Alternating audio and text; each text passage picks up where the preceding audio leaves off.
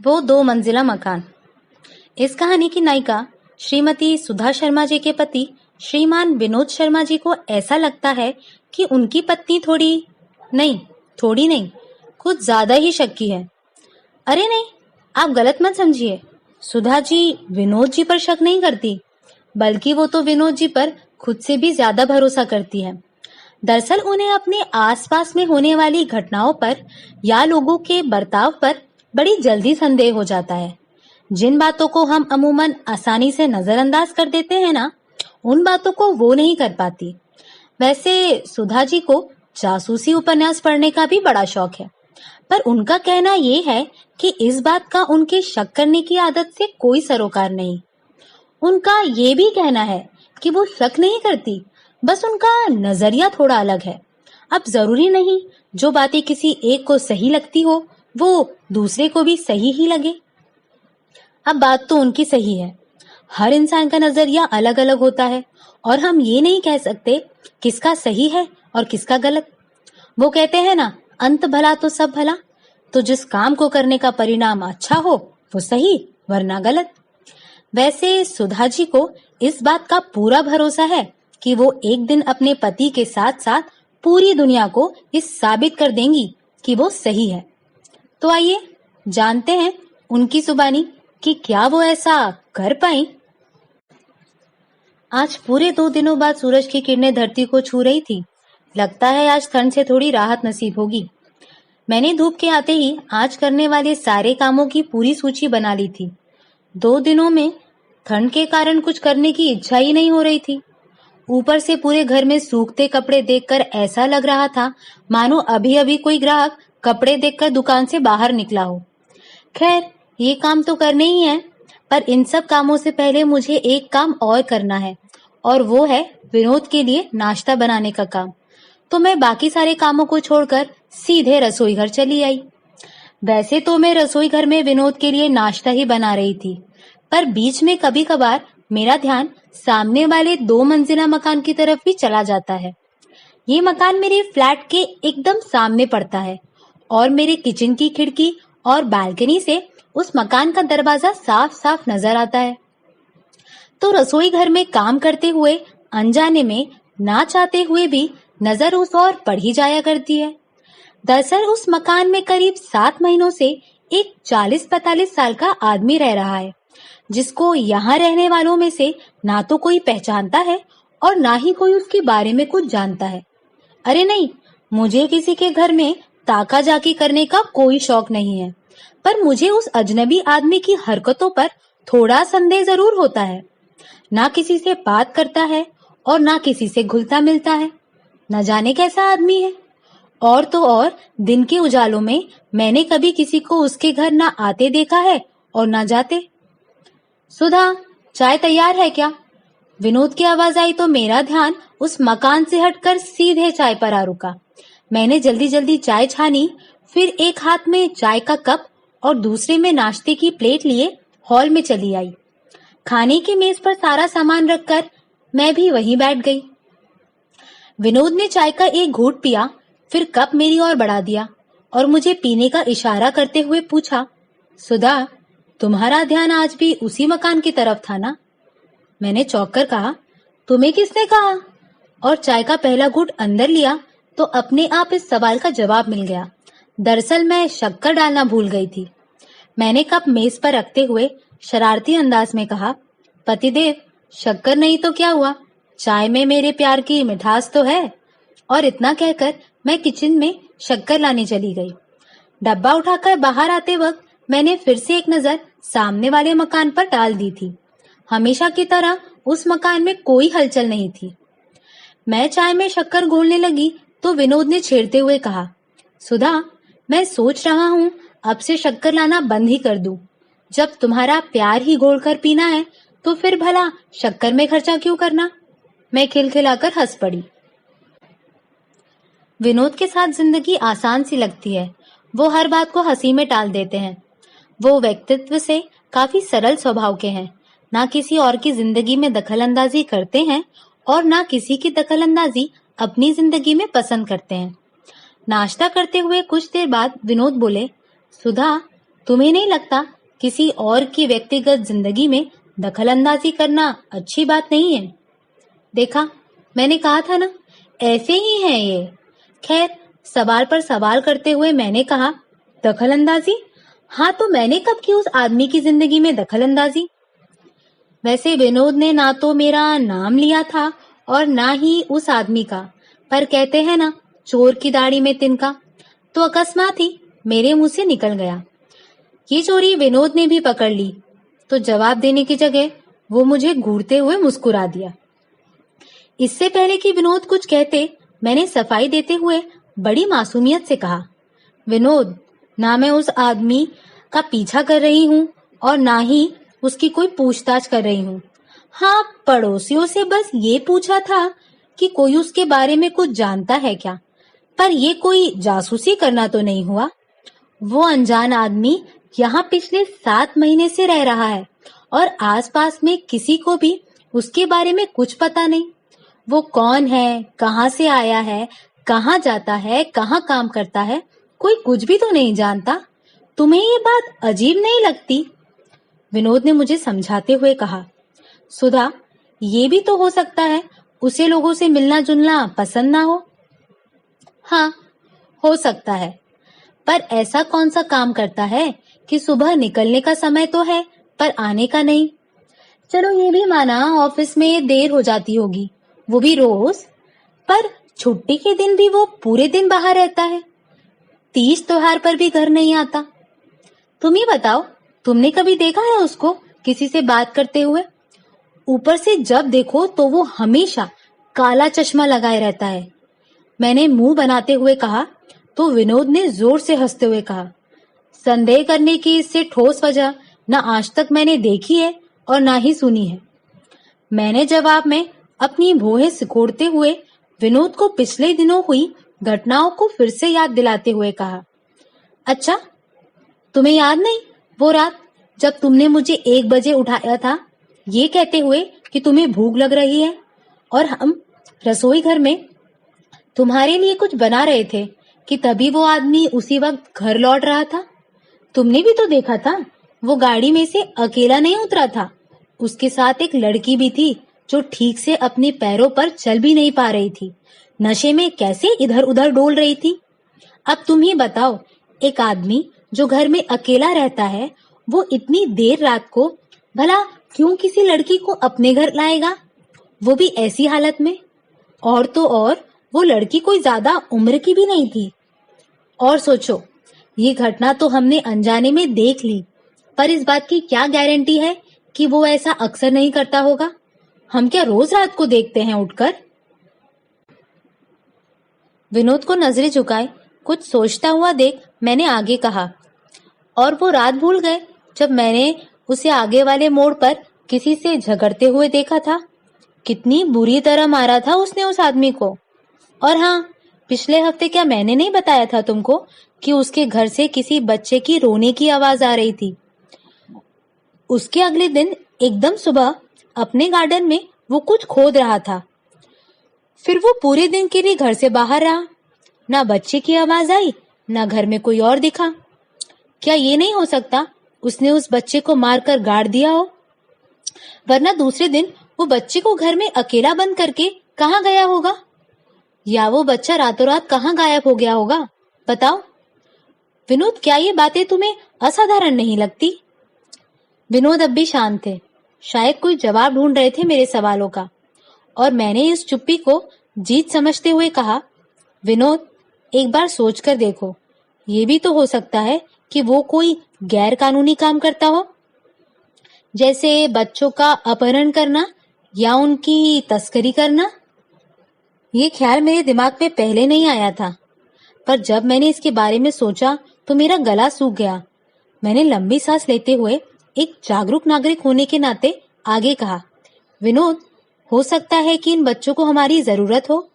हमें अपने आसपास क्या हो रहा है उसकी खबर रखनी चाहिए, और अगर किसी बात पर शक होता है तो पुलिस को इत्तला भी करनी चाहिए।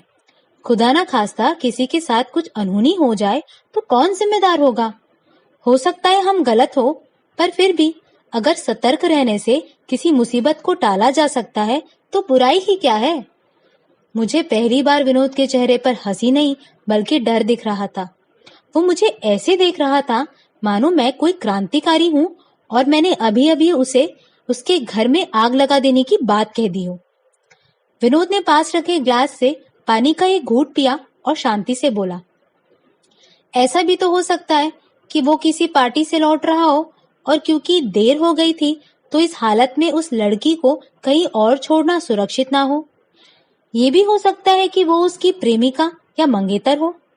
अंधेरा था तो हम उस लड़की की उम्र ठीक से बता नहीं सकते। और रही बात उस झगड़े की, तो झगड़ा तो किसी का भी किसी के साथ हो सकता है ना। सुधा, हम बस अपने नजरिए से चीजों को देखकर अंदाजा लगा सकते हैं, पर हकीकत जाने बिना किसी पर इल्जाम नहीं लगा सकते।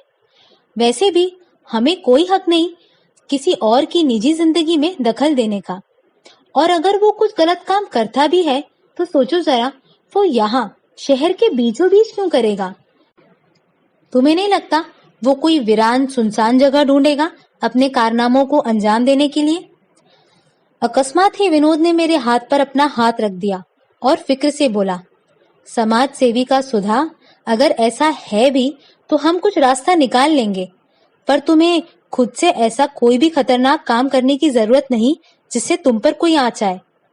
सुधा, तुम जिंदगी हो मेरी और तुम्हें ये हक नहीं है कि तुम मेरी जिंदगी को किसी भी खतरे में डालो। विनोद को सुनकर मैं सोच में पड़ गई। क्या उसको ऐसा लगता है कि मैं बचपने में कोई ऐसा वैसा काम कर दूंगी। खैर, विनोद का मेरे लिए प्यार, फिक्र और डर देखकर मुझे हैरानी भी हो रही थी और खुशी भी। खुशी इसलिए क्योंकि मैंने कभी सोचा नहीं था कि मुझे इतना प्यार करने वाला और मेरी इतनी फिक्र करने वाला पति मिलेगा। हैरान इसीलिए क्योंकि विनोद जैसे मेरे लिए चिंता कर रहे थे, उसी तरह वो ये क्यों नहीं सोच पा रहे थे कि इन बच्चों के माँ बाप भी तो परेशान हो रहे होंगे। ऊपर से उन्हें तो ये भी नहीं पता होगा कि उनके बच्चे आखिर है कहाँ। मैंने कुछ बोलने के लिए जैसे ही मुंह खोला तो विनोद ने अपनी उंगली मेरे होठों पर रखते हुए कहा, सुधा, मैं जानता हूँ इतनी जल्दी वो मकान और वो अजनबी तुम्हारे दिमाग से बाहर नहीं निकलेगा, पर प्लीज उसे अकेला छोड़ दो। मैंने विनोद की उंगली अपने हाथों से नीचे करते हुए कुछ कहने के लिए फिर से मुंह खोला ही था कि उसने मेरी बात काटते हुए कहा, सुधा, किसी पर भी शक करने के लिए ठोस सबूत चाहिए होता है, तो जब तक वो नहीं मिल जाता हम इस बारे में अब कोई बात नहीं करेंगे। फिर कानून भी तो सबूत मांगता है। कौन हमारी इन बातों पर भरोसा करेगा। तुम समझ रही हो ना मैं क्या कह रहा हूँ। विनोद की समझाइश पर मैंने मुस्कुराते हुए हाँ में चेहरा ऊपर नीचे कर दिया। और हाँ, ये शक करना थोड़ा कम करो और जासूसी किताबें पढ़ना भी। वो ये कहते हुए तैयार होने चले गए। कुछ देर बाद विनोद तैयार होकर ऑफिस चले गए और मैं अपनी सुबह बनाई हुई कार्यसूची को निपटाने में मशगूल हो गई। आज काम कुछ ज्यादा ही था तो रात तक मुझे कुछ और सोचने की फुर्सत ही नहीं मिली। काम करते करते रात कब हो गई मुझे अंदाजा ही नहीं लगा। मेरे दिमाग से वो मकान और उसमें रहता वो अनजान आदमी दोनों ही धुआं हो चुके थे। वैसे भी मैं विनोद को परेशान नहीं करना चाहती थी अपनी इस शक करने की आदत के कारण, पर जैसा हम चाहते हैं वैसा होता कहाँ है। दरअसल किस्मत ने मेरे लिए कुछ और ही लिख रखा था। रात में कुछ ऐसा हुआ जिसने मुझे सिर्फ बेचैन ही नहीं बल्कि विवश भी कर दिया, उन सारे सवालों के जवाब ढूंढने के लिए जो मेरे दिमाग में अपना घर बहुत पहले ही बना चुके थे। रात के करीब 8 बज रहे थे और विनोद का अभी तक कुछ पता नहीं था। मैंने कितनी ही बार फोन लगाया पर फोन बंद आ रहा था। ऐसा कभी नहीं हुआ कि विनोद बिना बताए घर से इतनी देर तक बाहर रहे हो। मुझसे तो एक जगह बैठा ही नहीं जा रहा था। न जाने कैसे कैसे ख्याल आ रहे थे दिमाग में। पता नहीं कहाँ होंगे और कैसे होंगे वो। एक पल के लिए तो मुझे ये भी शंका हुई कि कहीं ऐसा तो नहीं उस अजनबी आदमी को पता चल गया हो कि मुझे उस पर शक हो गया है और उसने विनोद को। नहीं, मैं ये क्या सोच रही हूँ। विनोद बिल्कुल ठीक होंगे और आ जाएंगे बस थोड़ी देर में। इसमें चिंता की क्या बात है। मैंने खुद को सांत्वना देते हुए कहा। पर दिमाग तो बेकाबू बंदर की तरह होता है ना, जहां जाने मना करो वहां पहले भागता है।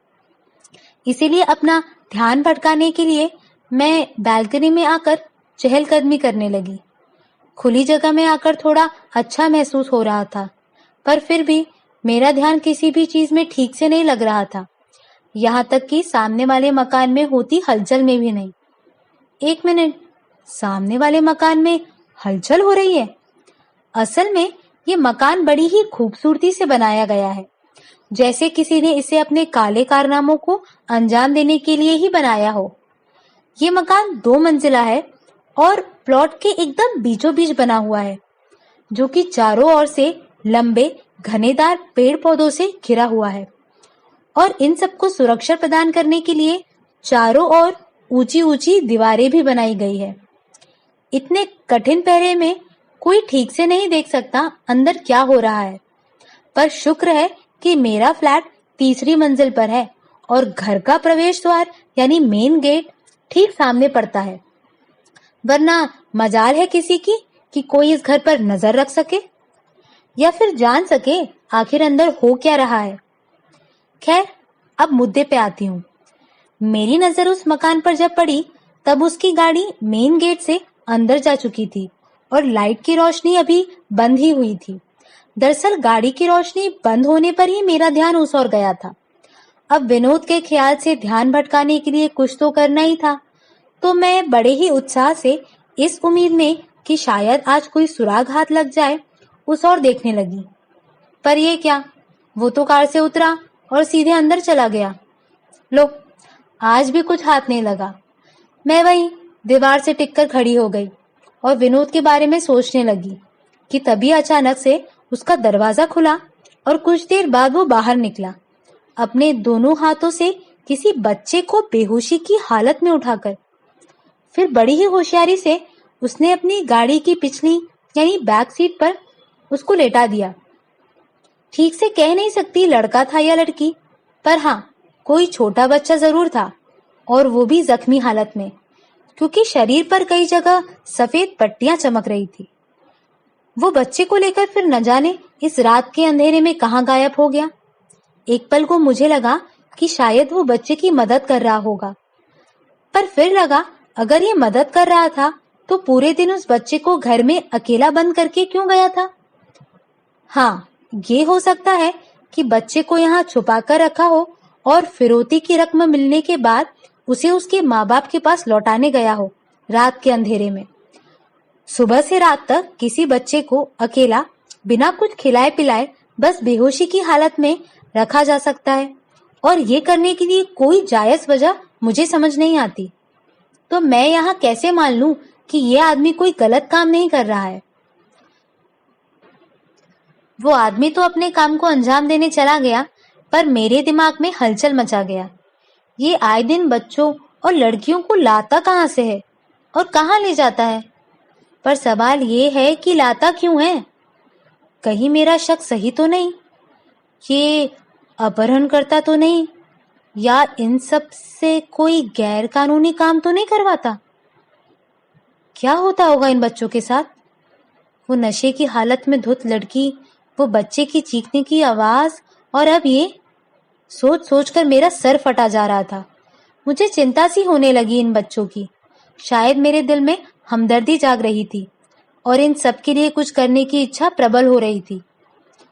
क्या मुझे पुलिस के पास जाना चाहिए? ये ख्याल आते ही विनोद की बातें मेरे कानों में गूंजने लगी। सुधा, किसी पर भी शक करने के लिए ठोस सबूत चाहिए होता है, तो जब तक कि वो नहीं मिल जाता हम इस बारे में अब कोई बात नहीं करेंगे। फिर कानून भी तो सबूत मांगता है, कौन हमारी इन बातों पर भरोसा करेगा। मैंने ठान लिया था, चाहे जो भी हो जाए, अब मैं इन बच्चों के साथ और अन्याय नहीं होने दूंगी। मैं खुद सबूत इकट्ठा करूंगी इस आदमी के खिलाफ और सबको साबित कर दूंगी कि यह आदमी अपराधी है, सिर्फ उन मासूम भोले भाले बच्चों का ही नहीं बल्कि इस पूरे समाज का भी। अब लोग चाहे मुझे जो भी कहे, मैं आंखें बंद करके नहीं बैठूंगी। पर मैं ये सब करूंगी कैसे? अगर विनोद को पता चला तो बहुत गुस्सा करेंगे, और अगर उन बदमाशों को पता चल गया कि मैं उन लोगों के पीछे हूं और उन्होंने विनोद को नुकसान पहुंचाने की कोशिश की तो नहीं नहीं, मैं विनोद को किसी जोखिम में नहीं डाल सकती। मैं इसी उधेड़-बुन में खोई हुई थी कि तभी दरवाजे पर घंटी बजी और मैं चौंक कर वर्तमान में आ गई। विनोद होगा ये सोचकर मैं दरवाजे की तरफ लगभग भागते हुए पहुंची और झटके से दरवाजा खोलकर खड़ी हो गई। विनोद के अंदर आते ही मैंने सवालों की बौछार कर दी। विनोद, कहाँ थे तुम? मुझे कितनी चिंता हो रही थी पता है? ना कॉल ना मैसेज, ऊपर से तुम्हारा फोन भी बंद आ रहा था। मैंने कितनी बार कॉल लगाया तुमको, अब चुप क्यों हो? बोलते क्यों नहीं कुछ? मेरे इस तरह सवाल पूछने से शायद उसे मेरी परेशानी का अंदाजा लग गया था।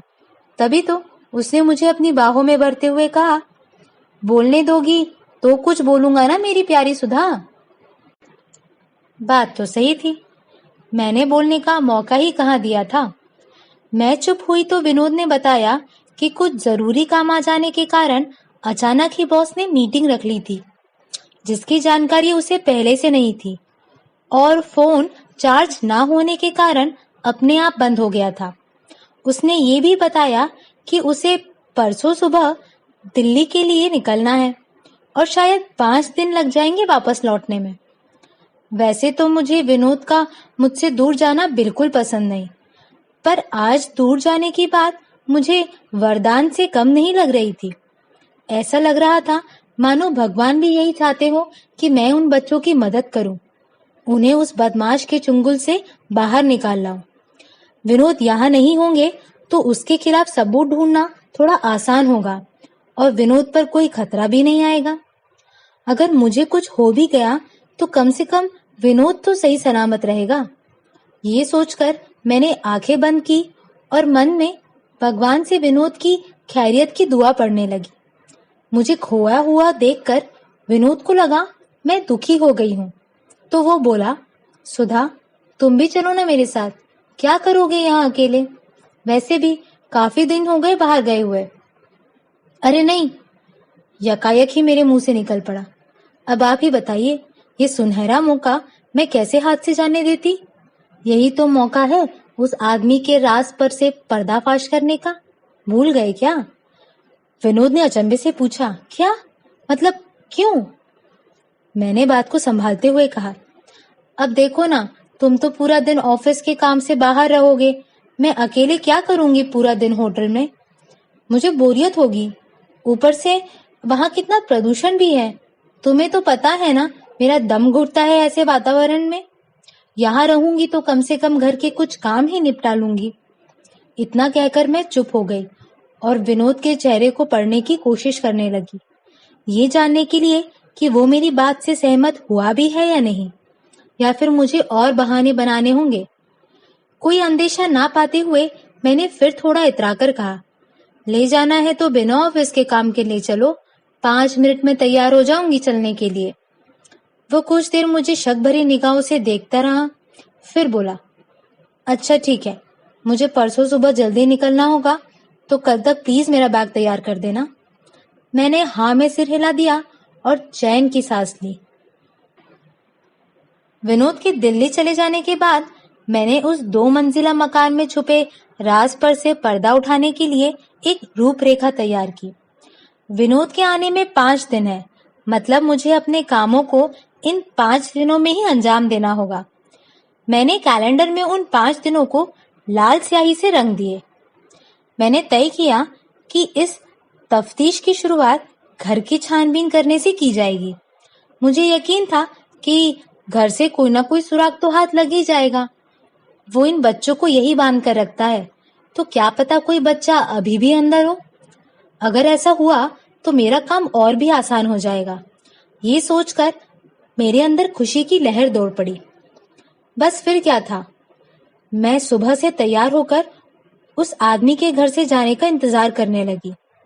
वो करीब 9:30 बजे निकलता है रोज घर से। मैंने घड़ी देखी तो 9:10 हो रहे थे। मैं समय काटने के लिए टहलने लगी। घड़ी शायद खराब हो गई थी। समय इतना धीरे धीरे गुजर रहा था मानो 9:30 अगले 10 घंटे तक नहीं बजने वाले। इंतजार वाकई में वक्त को लंबा कर देता है। ऐसे घड़ी देखकर तो समय गुजरने से रहा, तो मैं थोड़ा अंदर ही टहलने के बाद बालकनी में आकर खड़ी हो गई और बड़ी बेसब्री से उसके जाने का इंतजार करने लगी। करीब 5-7 मिनट बाद उसका दरवाजा खुला और वो बाहर आया। फिर उसने मेन गेट खोला, गाड़ी में बैठकर गाड़ी बाहर निकाली, फिर गाड़ी से बाहर निकलकर मेन गेट बंद किया, वापस गाड़ी में बैठा और चला गया। मैं थोड़ी देर और वहीं खड़ी रही। फिर ये इत्मीनान कर लेने के बाद कि वो वापस लौटकर नहीं आने वाला, मैं टहलने का बहाना करती हुई उसके मेन गेट तक पहुंची। यहाँ वहां देखने के बाद मैंने मेन गेट को ऊपर से खोला और धक्का मारा ही था कि ये क्या, ये तो लॉक है। ओफो, अब मैं क्या करूं? ये तो मैंने सोचा ही नहीं था कि वो आदमी इतना शातिर हो सकता है। वैसे लाजमी ही है ताला लगाना, अगर इतने राज अंदर दफन है तो उसको छुपाना भी तो होगा। ये तो तय था कि मेरा पाला कोई साधारण आदमी से नहीं पड़ा था, पर वो साधारण नहीं तो क्या मैं साधारण हूँ? अरे, खूब जासूसी किताबें पढ़ी है मैंने, रास्ता तो मैं ढूंढ ही निकालूंगी। मैं चोरी से अंदर जाने की कोशिश करने लगी, यहाँ तक कि ताला अपनी हेयरपिन की मदद से खोलने का भी प्रयास किया, पर सब नाकाम। लोगों को मुझ पर शक न हो, इसीलिए मैंने वहां से चले जाना ही ठीक समझा। मैं निराश होकर वापस घर तो चली आई, पर मैंने हिम्मत नहीं हारी थी। खैर, एक दिन तो पूरा बर्बाद हो गया मेरा। मैंने कैलेंडर पर आज की तारीख काट दी।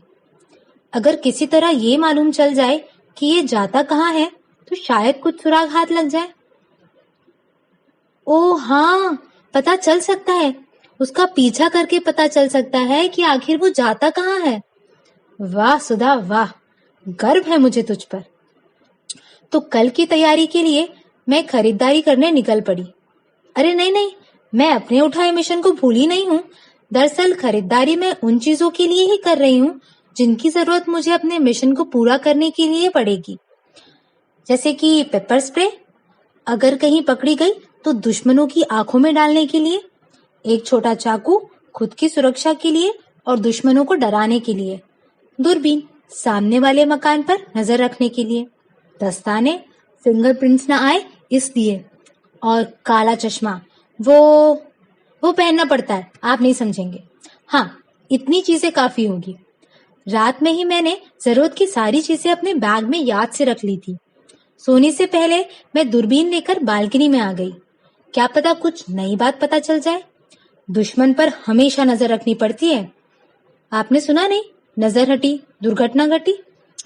दूरबीन उस मकान की ओर करके मैं कुछ हलचल होने का इंतजार करने लगी। कुछ तो दिख जाए, कोई तो बात पता चले। ओफो, भूत महल है पूरा का पूरा ये मकान, एक पत्ता तक नहीं हिलता घर के अंदर। मैं थक हार कर सोने चली आई। पूरी रात यहाँ वहां करवट बदल बदल कर बड़ी मुश्किल से कटी। बीच बीच में मैं उठकर एक बार दूरबीन से उस घर को देख लिया करती, पर कोई फायदा नहीं हुआ। दूसरा दिन सुबह मैं जल्दी तैयार हो गई और 9:15 पे ही आगे वाले मोड़ पर अपनी स्कूटी लिए उसका इंतजार करने लगी। जासूसी का काम कोई आसान थोड़ी होता है, बहुत मुश्किलों से सबूत हाथ लगते हैं। बड़े शातिर होते हैं ये लोग, और हमें भी बड़ी सावधानी बरतनी पड़ती है ताकि किसी को हम पर शक ना हो। मैंने घड़ी की तरफ नजर डाली तो देखा 9:27 हो रहे थे। अब किसी भी पल वो यहाँ से गुजरता ही होगा। मैं स्कूटी पर बैठी बैग में कुछ ढूंढने का नाटक करने लगी। नाटक? अरे वो इसीलिए ताकि उसे शक ना हो। हेलमेट भी पहन लिया था मैंने ताकि कोई पहचान ना पाए। कुछ पल बाद ही वो अपनी गाड़ी से मेरे सामने से निकला तो मैंने अपनी स्कूटी भी उसके पीछे पीछे लगा दी। मैंने थोड़ी दूरी बनाकर रखी थी ताकि उसे शक ना हो। करीब 15 मिनट तक लगातार गाड़ी चलाने के बाद हम एक चौराहे पर रुके। सिग्नल लाल था ना, इसीलिए। हमारी गाड़ियों के बीच ज्यादा गाड़ियां नहीं थी, पर तभी सिग्नल खुलते ही वो बड़ी तेजी से बाकी गाड़ियों को ओवरटेक करता हुआ आगे निकल गया। मैं भी कहाँ हार मानने वाली थी। मैंने भी अपनी गाड़ी की स्पीड तेज कर दी। मैंने इतनी दूर और इतनी तेज गाड़ी शादी के बाद कभी नहीं चलाई। असल में जरूरत ही नहीं पड़ी। पर यहाँ सवाल मेरा नहीं था, उन बच्चों का था जिनके लिए मैंने अपनी दहलीज पार की थी। अरे ये क्या, अचानक स्कूल के कुछ बच्चे उसकी कार के सामने आ गए। हम दोनों की गाड़ी की स्पीड काफी तेज थी। उसने अचानक से गाड़ी को ब्रेक लगाते हुए दूसरी ओर मोड़ लिया। तेज आवाज करती हुई उसकी गाड़ी ने एक गोल चक्कर लगाया, पर उसने जल्दी ही अपनी गाड़ी पर काबू पा लिया और वो तो निकल गया अपने रास्ते। पर इधर मैं अपनी गाड़ी नहीं संभाल पाई। मैंने भी जोर से ब्रेक लगा तो दिया था, पर मेरी गाड़ी स्लिप हो गई। बच्चे तो बच गए, पर मैं थोड़ी दूर तक घसीटते हुए फुटपाथ से जा टकराई। थोड़ी देर तक तो मुझे कुछ समझ ही नहीं आया कि हो क्या रहा है। मुझे चक्कर आने लगे। मैं वैसे ही पड़ी रही थोड़ी देर जिस हालत में गिरी थी। लोगों ने स्कूटी को उठाकर सीधा कर दिया, पर मुझे अभी तक ठीक से होश नहीं आया था। किसी ने पानी लाकर दिया तो मैंने थोड़ा पानी पिया और थोड़ा अपने मुंह पर छिड़क लिया। करीब 5 मिनट बाद मेरी चेतना लौटी तो सबसे पहले मैंने उन बच्चों की तरफ देखा जिन्हें सकुशल देखकर मुझे खुशी हुई। पर फिर मैंने उदासी से उस ओर देखा जहां वो गाड़ी मेरी आंखों से ओझल हो गई थी। लोगों का सहारा लेकर मैं उठी तो थोड़ा लड़खड़ा गई। शायद पैर में ज्यादा चोट आई थी, पर ये वक्त अपनी चोट पर रोने का थोड़ी था। तभी वहीं पास खड़े युवक ने पूछा, मैडम, आप ठीक तो है ना? हॉस्पिटल ले चलें आपको? अरे नहीं नहीं, मैं ठीक हूँ, मैंने जवाब दिया और धूल झाड़ने लगी। मैंने तुरंत ही घर जाने में भलाई समझी और स्कूटी चालू करके सबको धन्यवाद देकर सीधे घर चली आई। घर आकर देखा तो थोड़ी खरोंचें आई थी और पैर में थोड़ी लग भी गई थी। कपड़े बदलकर मैं बाहर सोफे पे बर्फ की सिकाई करने बैठ गई। जब लगी थी तब तो पता नहीं चला था, पर बाद में महसूस हुआ कि हल्की खरोंचें भी बहुत दर्द देती है। मुझे तो जरा सी खरोंच में नानी याद आ गई। उन बच्चों का न जाने क्या हाल होता होगा जिन्हें वो दरिंदा उठाकर ले आता है।